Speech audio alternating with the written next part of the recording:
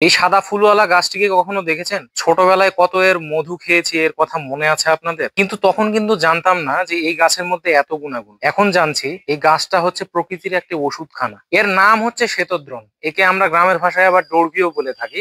এর পাতা ফুল সবই হচ্ছে ঔষধি গুণে ভরপুর। ঠান্ডা কাশি বা জ্বরের সময় এর পাতার রস গরম পানির সাথে মিশিয়ে খেলে শরীরে ঘাম আসে আর জ্বর কমে। হাঁপানি বা শ্বাসকষ্টের সময় এর পাতার রস বাষ্প হিসেবে নিলে বুকের কফ পরিষ্কার হয়ে যায়। ক্ষত বা ঘায়ে এর পাতার পেস্ট লাগালে ইনফেকশন দ্রুত কমে যায়। আর এর শুকনো পাতা পুড়িয়ে ধোঁয়া দিলে মশা পোকা এগুলো কমে যায়। গ্রামের লোক মুখে শোনা যায় যে সাপে কামড়ালে এর পাতার রস প্রাথমিক চিকিৎসা হিসেবে ব্যবহার করা হতো, কিন্তু বৈজ্ঞানিক ভাবে এর কোনো প্রমাণ নেই। অর্থাৎ একটাই গাছ কিন্তু ঘরোয়া চিকিৎসার বহু সমাধান। তবে সাবধান, অতিরিক্ত খেলে আবার পেটে অস্বস্তি বা বমি হতে পারে, তাই পরিমিত পরিমাণে ব্যবহার করতে হবে ও ভালো কোনো ভেষজ চিকিৎসকের পরামর্শ দ্বারাই ব্যবহার করতে হবে। এমন আরো অজানা গাছের রহস্য জানতে আমাদের ফলো করুন, আমাদের সাথেই থাকুন। ধন্যবাদ।